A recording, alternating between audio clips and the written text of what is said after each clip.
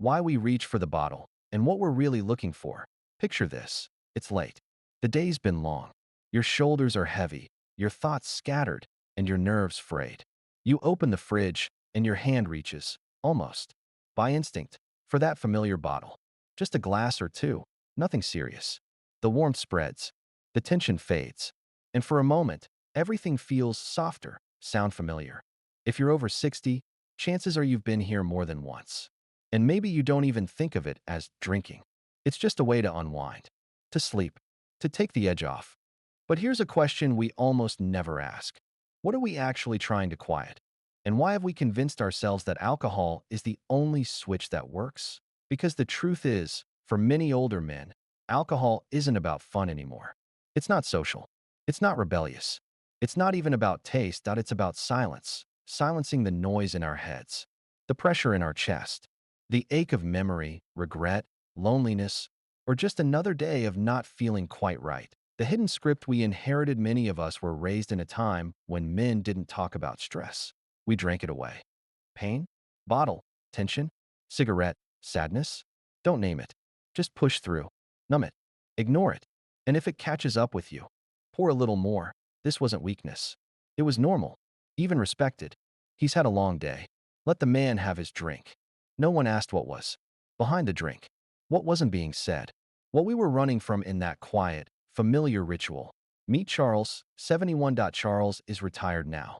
Used to be a supervisor at a textile plant. Hard worker, good provider. Raised 2 kids, kept the lights on, didn't complain.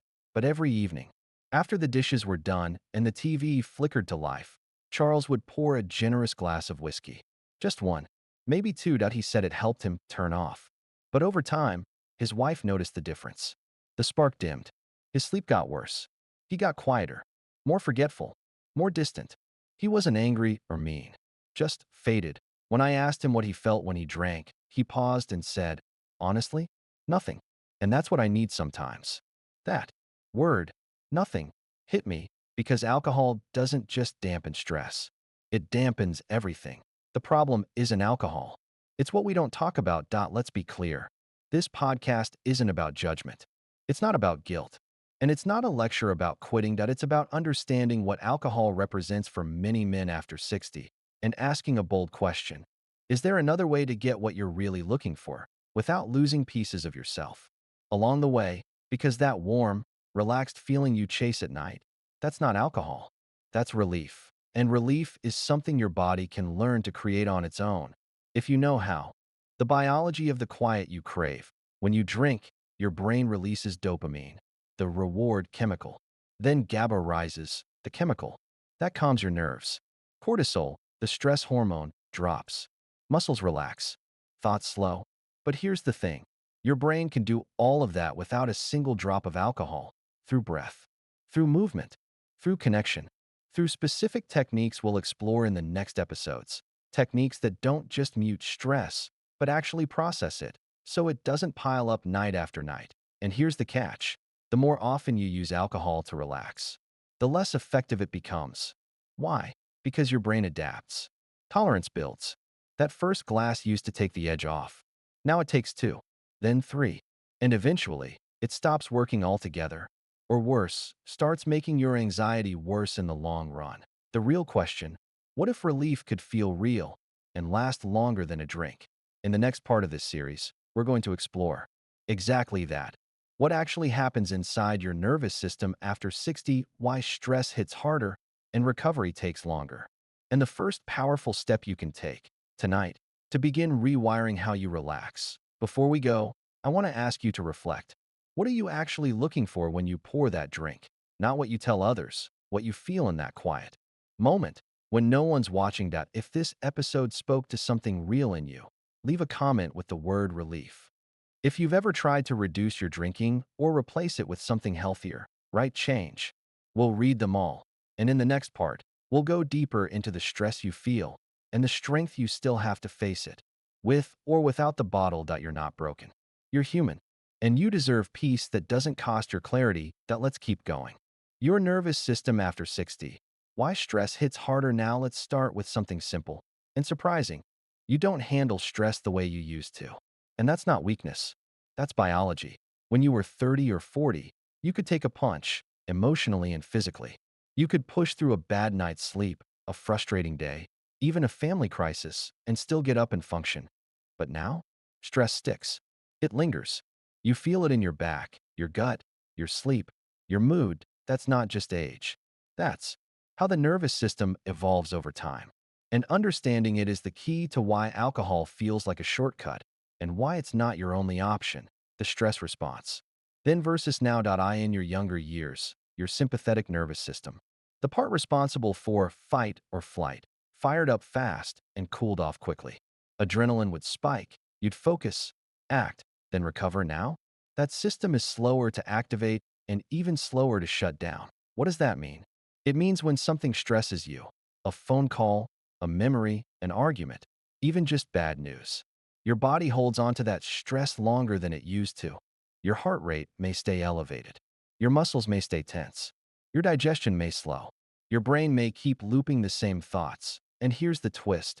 Even small stressors, things that didn't bother you before, start to feel bigger, heavier, harder to shake. Why?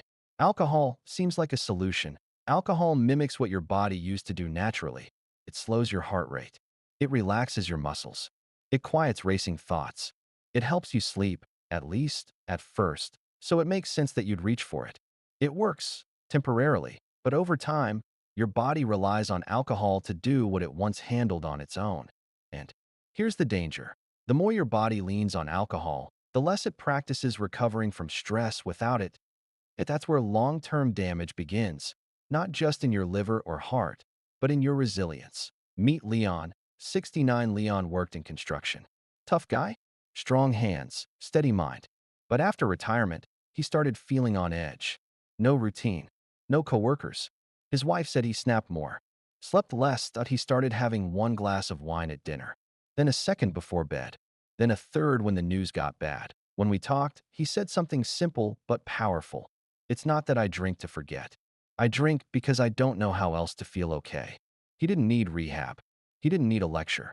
He needed tools, real tools, to help his body feel safe again. Because that's what most stress is after 60. Your body forgetting how to feel safe. So what can you do instead? Let's be clear. If you've been drinking for years, even moderately, you're not just going to swap it out overnight. But there are steps. Simple, specific things you can do that send a message to your nervous system. You're safe now. You don't have to stay on high alert. One of the most effective? Something called parasympathetic activation. Techniques that deliberately calm the body from the inside out. No drugs. No gimmicks, just real methods that work. Breathing, patterns, tactile grounding, temperature shifts, sound therapy. We'll walk through them in future episodes. Right now, start with this. The 4 to 6 breath tonight, before bed, or the next time you feel that familiar tension creep up, try this. Inhale gently through your nose for 4 seconds. Exhale slowly through your mouth for 6 seconds. Repeat 10 times. That's it. What it does: slows your heart, lowers blood pressure, signals your brain the threat is over. Do it sitting. Do it lying down. Do it with your hand on your chest if that helps. But do it, because the more often you guide your body into calm, without alcohol, the more it remembers how to do it on its own. You're not failing. You're relearning. Aging doesn't mean giving up control. It means adjusting the tools. And alcohol? It's not evil, but it's blunt. It numbs everything, not just what hurts, but what heals. The techniques we'll share next don't numb. They restore. They help your body do what it was designed to do. Regulate, release, recover. You're not too old to change how you feel. You're not too set in your ways. You've already survived more than most people ever will. Now it's time to feel alive again.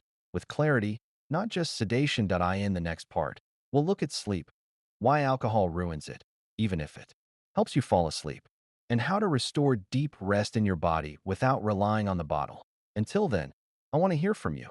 Leave a comment that says breathe if you tried the 4 to 6 breath today, or stress if you've noticed your body doesn't bounce back the way it used to. You're not alone. And we're just getting started. The sleep illusion, why alcohol feels like rest but steals recovery. Let's talk about sleep. Real sleep.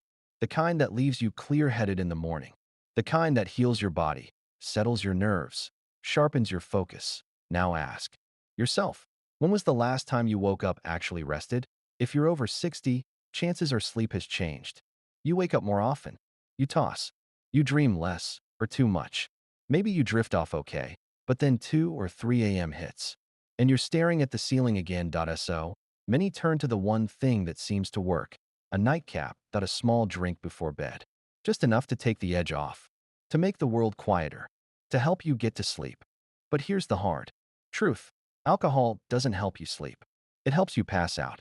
And there's a difference that what's actually happening when you drink before bed. When you have alcohol in your system at night, your brain skips or shortens REM sleep. The deep, dream-filled stage that restores memory, mood, and mental clarity. You might fall asleep faster.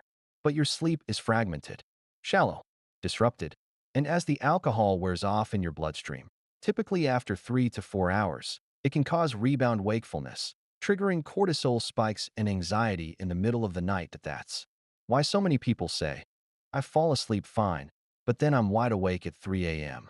It's not insomnia. It's alcohol withdrawal, on a micro level, every night. Meet George, 74. George was a retired accountant. Lived alone, sharp mind, active during the day. But his nights were rough. He had a ritual, one scotch before bed. Sometimes two. He said it helped him sleep, but George was exhausted. Every morning, he felt like he hadn't slept at all. Groggy, moody, forgetful. His blood pressure started climbing. So did his blood sugar. We ran a sleep study. His brain was barely entering stage 3 sleep, the deepest, most restorative level. His REM cycles were fractured. He didn't need more sleep, that he needed better sleep. And the drink, though comforting, was stealing it. The real cost of sedation. Alcohol sedates the central nervous system. That can feel like rest. But in reality, it disrupts every part of your body's recovery process. Brain detoxification slows. Hormone production, like testosterone and growth hormone, decreases. Muscle repair weakens. Memory consolidation drops. Immune function weakens. So yes, the drink helps you escape, but it also leaves you more vulnerable, more tired, and more dependent on the very thing that's robbing you. So what actually works for sleep after 60? Here's where it gets practical. Because real sleep hygiene for older adults isn't about sleeping pills or perfect silence, that it's about teaching your body that night means safety. Start with this. Cut alcohol 3 hours before bed. If you do drink, give your body time to process it. You'll sleep more cleanly. Use the 4 to 6 breath before bed. Calm your nervous system naturally. Let your body begin the rest state. Add weight. A light weighted blanket can signal security to your nervous system. It's not about warmth. It's about pressure, which triggers relaxation. Lower the lights 90 minutes before bed. Dim light cues your brain to release melatonin, your natural sleep hormone. Use sound, not silence. For many men over 60, silence is unnerving. Try low, consistent sound, rain, white noise, or slow instrumental music. These aren't gimmicks. They're real, neurologically backed tools. And for someone who's relied on alcohol to sleep for years, they can retrain your body to rest. Instead of collapse. One more thing. Night thoughts aren't random. Ever notice how your worst thoughts come at 2 or 3 a.m.? That's not just insomnia. That's your brain in a chemical trough. Low dopamine, low serotonin, rising cortisol, alcohol. Makes it worse. The drink before bed numbs the emotion but doesn't resolve it. So it sneaks back in when your system resets, more raw than before. The result? You wake tired and anxious. Like you haven't slept at all. Tonight's challenge. Try one change. Just one. Skip the nightcap. Dim the lights. Try the 4 to 6 breath. See how your body responds when it's not chemically sedated, but naturally calm. It might be restless at first. That's okay. It's not failure. It's recalibration. Because you're not just trying to sleep, you're trying to wake up. Rested, focused, present. And that starts now. In the next part, we'll explore what alcohol hides emotionally. The silent weight most men carry after 60, and what you can do to process, not just pause it. Leave a comment that says sleep if this resonated with you, or awake if you've been feeling exhausted despite sleeping enough hours. We're going deeper into the parts of you that deserve rest, not escape. The weight behind the glass, what you're really carrying. Let's stop pretending this is just about alcohol, because most men over 60 who drink a little to relax aren't chasing flavor. They're not chasing fun. They're not even chasing sleep. They're chasing quiet, emotional quiet, the kind that isn't easy to find. Not when you've lived through decades of pressure, responsibility, loss, silence. The drink isn't the problem. It's the response. A response to something heavier, older, deeper, and rarely named out loud. What are you carrying?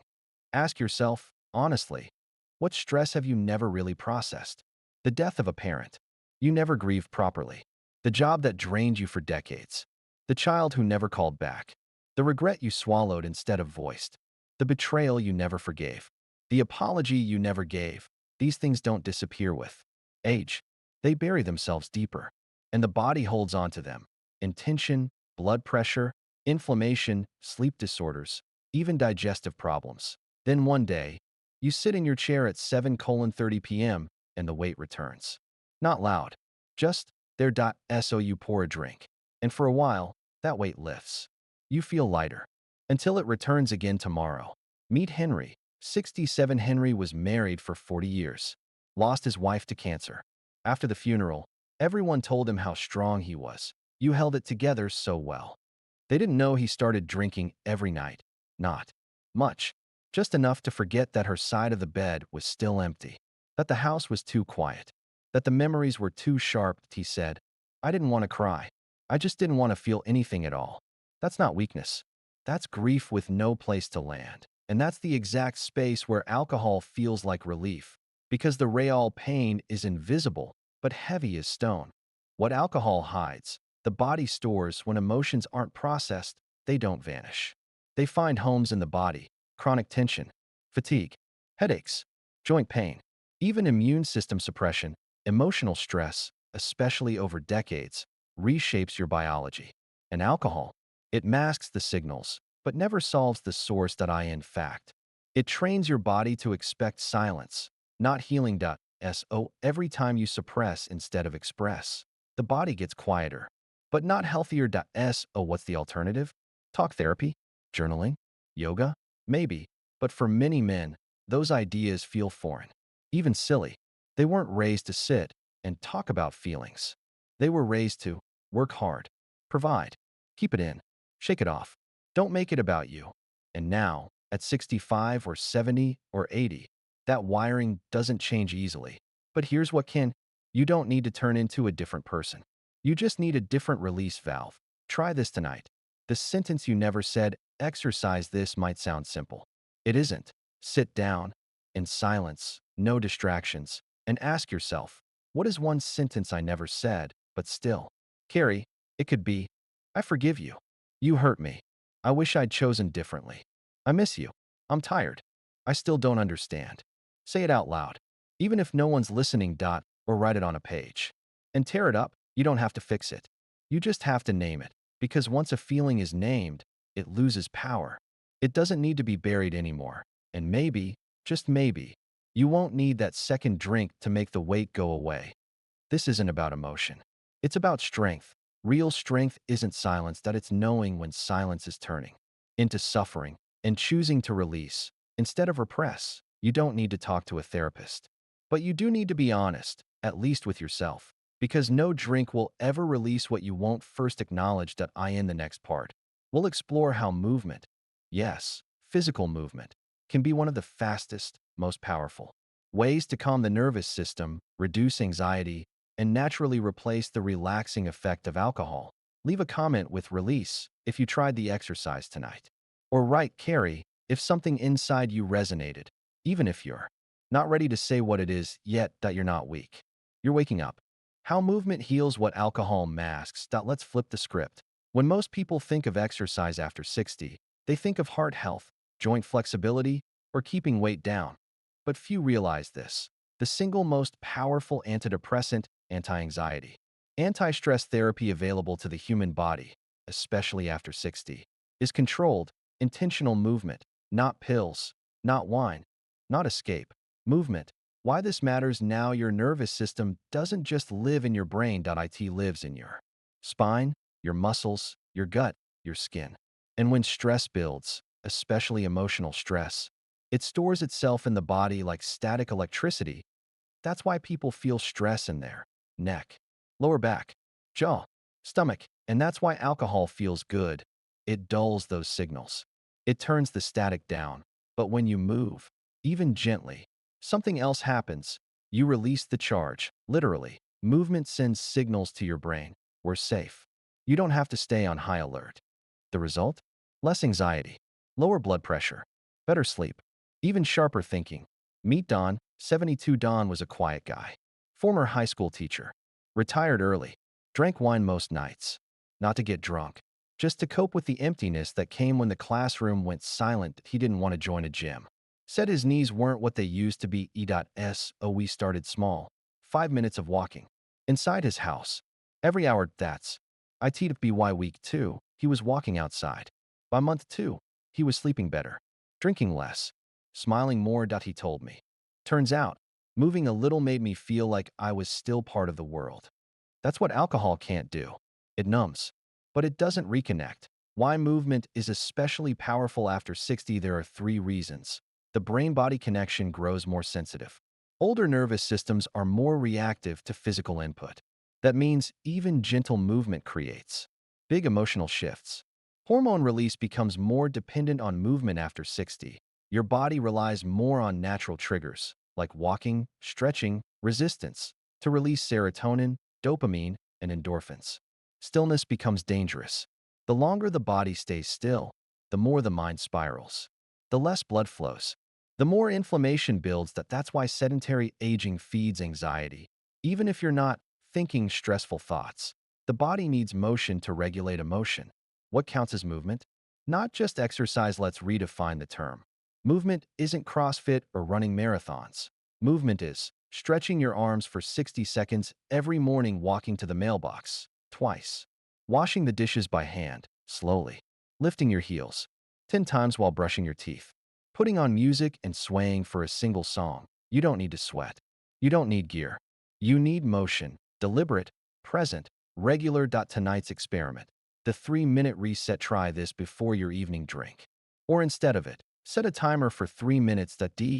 Any of the following: slow walking, shoulder rolls, neck turns, arm swings, gentle squats, deep breathing while standing.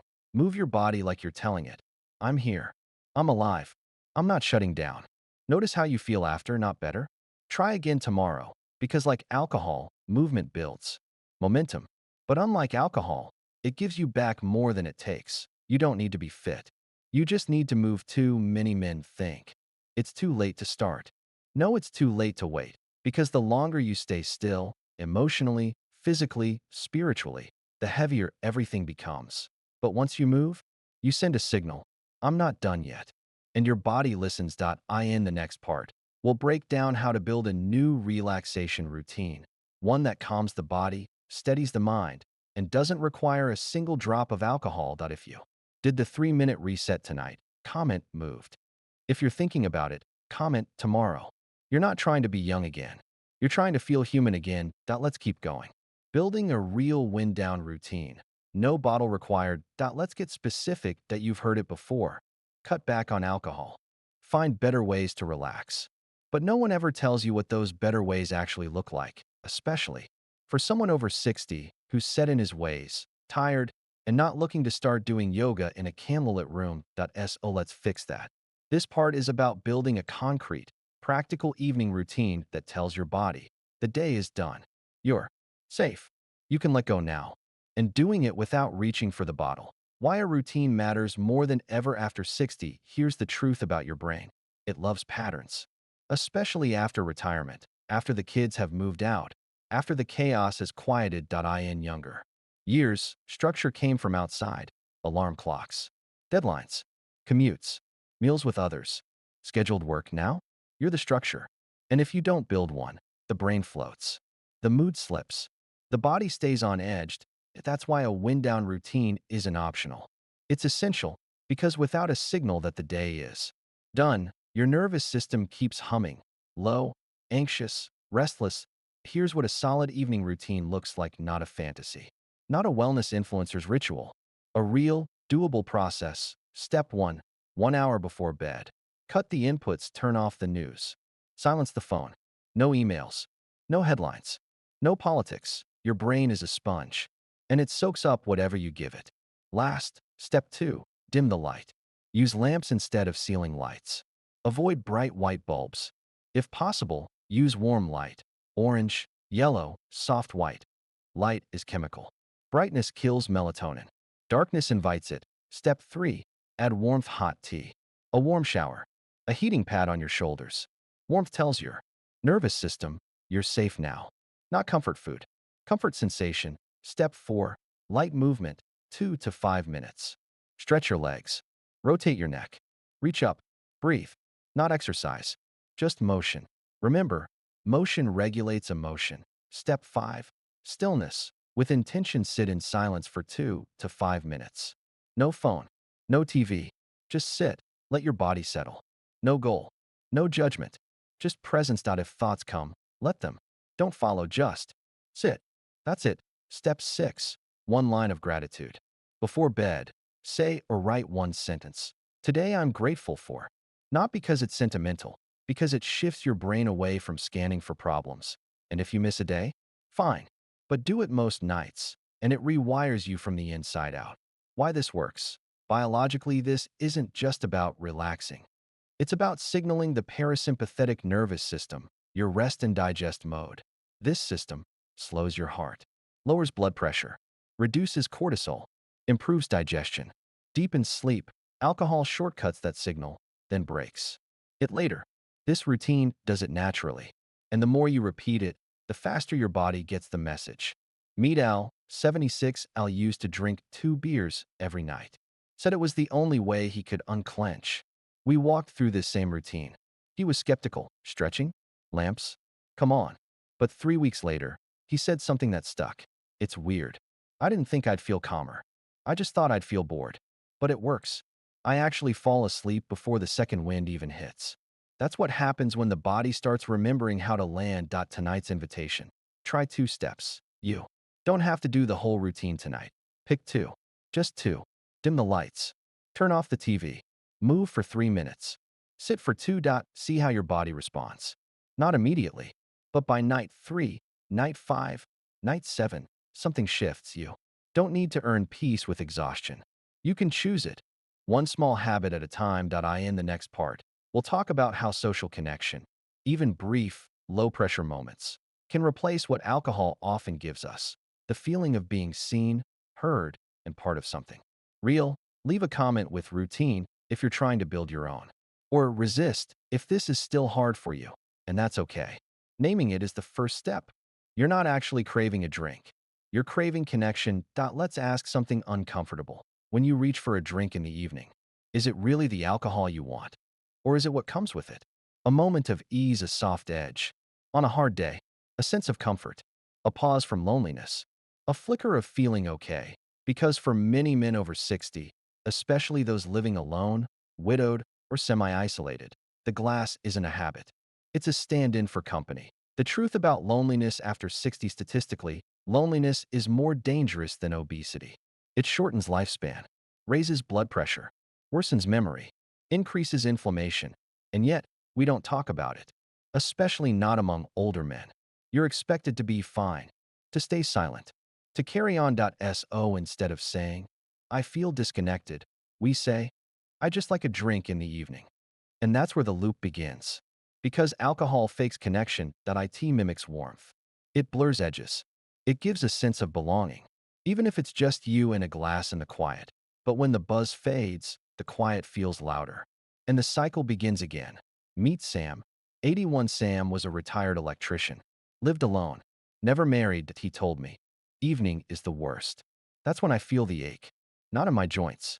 In my chest. He didn't mean heart pain. He meant the emptiness. So every night, he poured whiskey. Just 1. Then 2. Then it became habit. Not to get drunk. Just to feel something. What finally helped? 10 minutes a day of phone calls. That's it. A neighbor. A niece.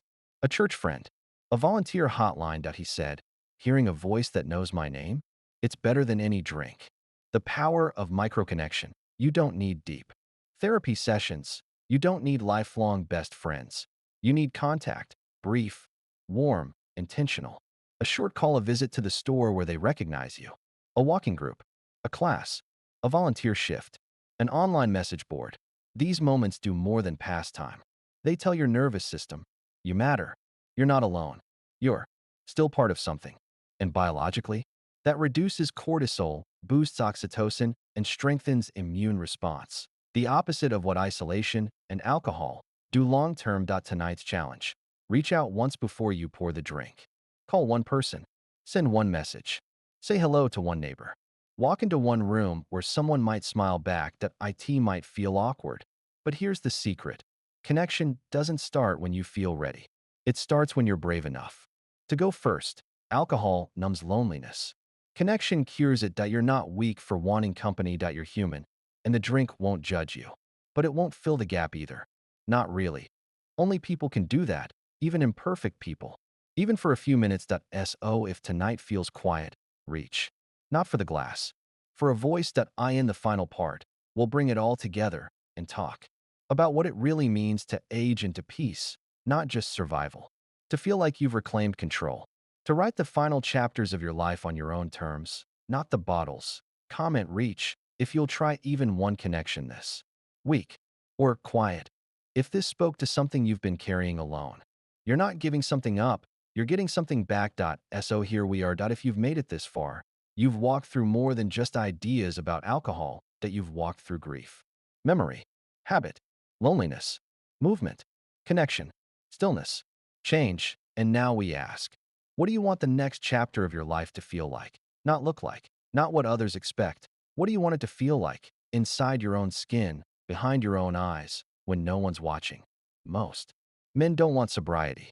They want peace. Sobriety sounds harsh, cold, absolute, like punishment. But peace? Peace is something else. Peace is waking up clear, going to bed, without regret, moving through your home, without hiding, saying no when you mean it, feeling your feet on the ground, remembering who you are, not who you used to be. You don't have to be sober to want that, but you do have to be honest, because you can't pour your way into peace. You can only build it, slowly, steadily, intentionally.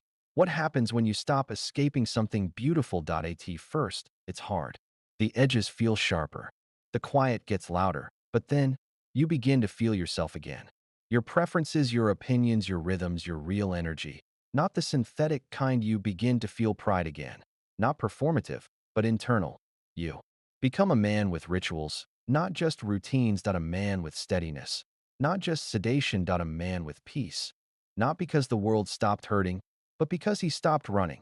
You don't have to be perfect. You don't have to throw away every bottle. You don't have to explain yourself to anyone. But you do have to choose. Do I want this night, this body, this breath, this chapter to belong to me? Or do I want to give it away, one quiet sip at a time? Because here's the truth. You don't need alcohol to unwind. You need permission to be human, tired, grieving, frustrated, lonely, joyful, curious, still alive. Your legacy isn't what you quit. It's what you build. The strongest men I know didn't give up drinking. They just built something stronger.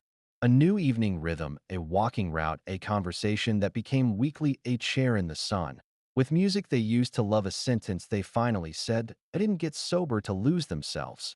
They got clear to remember themselves. If you're still here, this is your sign not to quit drinking, but to stop settling, stop numbing, stop assuming the best part of you is in the past. Because you, today, with all your aches and stories and losses, are still worth building a life around. One taught you how to relax without a drink. So now, you get to teach yourself. That's power. That's freedom. That's peace. Final invitation: if this series meant something to you, even one part, I want to ask you something. Leave a comment below. Not because I need feedback, but because you need to hear your own voice, publicly or privately. Say, I'm not done yet. Like this video. Subscribe if you haven't. Share it with someone who might be sitting in silence right now, thinking they're alone. And if no one's told you lately, you don't have to escape anymore. You're already worth coming home to.